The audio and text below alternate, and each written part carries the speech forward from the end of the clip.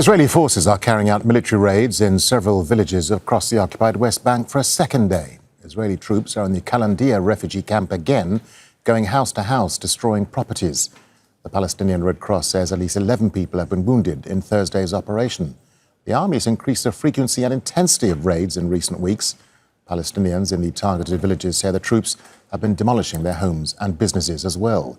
Al Jazeera's Nida Ibrahim joins us live near Qalandiya in the occupied West Bank. Nida, so this is the second day of raids in the Qalandiya refugee camp. Talk us through, Nida, what's been happening there.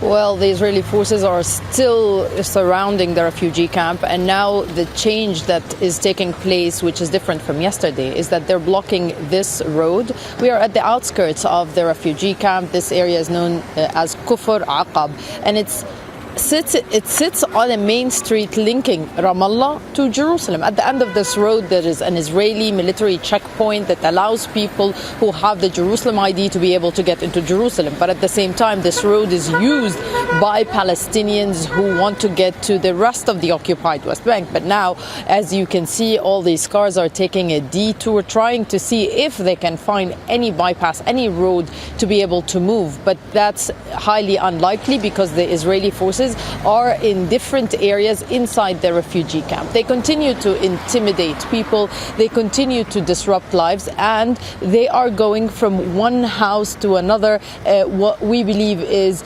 doing some intelligence information gathering, but at the same time, they called this operation, the Israeli forces, that they are cracking down on what they say is Palestinian terrorism. But many would tell you that the situation has been calm here in the occupied West Bank, and especially when we talk about the refugee camp. As you can see, she is firing what seems to be a stun grenade against Palestinians who are just doing nothing. I think she's doing it again.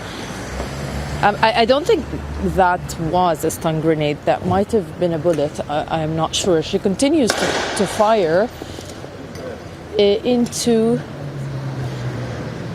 an empty area. It might be tear gas, actually. I don't know, Sam, if you can see the smoke. I think they're trying to push people away from this area. But again, as we always say, Israeli forces try and disrupt life, try and intimidate people to remind them who has the control over every aspect of their lives, what road they go through, and what is and how their day will be shaping up. We continue to see the soldier heading there. I'm trying to listen in to see. I can't hear what he's saying. But that continues to be part of the tension that the Israeli forces are imposing on Palestinians. We heard the Israeli forces calling for a curfew in certain areas around this refugee camp. By the way, the refugee camp has a population of around 16,000 Palestinians, and they would tell you that they're being used as ammunition and as part of the Israeli electoral campaign that is expected to start, and that the elections are being set for October. So this part of tension is being used to lobby for these elections and to show that the Israeli officials are indeed cracking down on Palestinians. Yeah, Nida, it's worth pointing out to our viewers that Israel's been stepping up its raids right across the occupied West Bank. Just expand on us for us. Why are the Israelis increasing these raids now?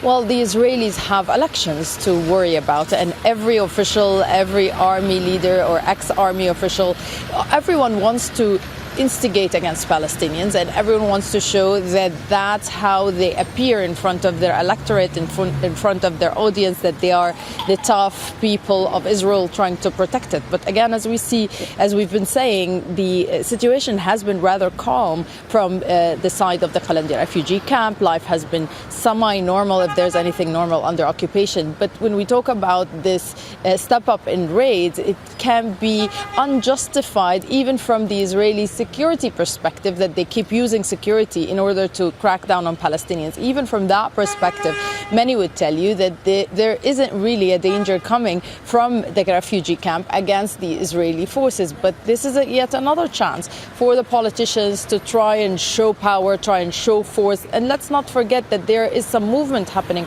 in the Gaza Strip, in the file that's related to the disarmament of Hamas. So there might be some pressure on the government to kind of ease its attacks on Gaza. So what would it do? It would try and shift the attention here in the occupied West Bank to try and show that they are still in control and they are still cracking down more and more on Palestinians. All right, and Al Jazeera's Nida Ibrahim there live for us near the Qalandiya refugee camp. That's in the occupied West Bank. Nida, for now, thank you.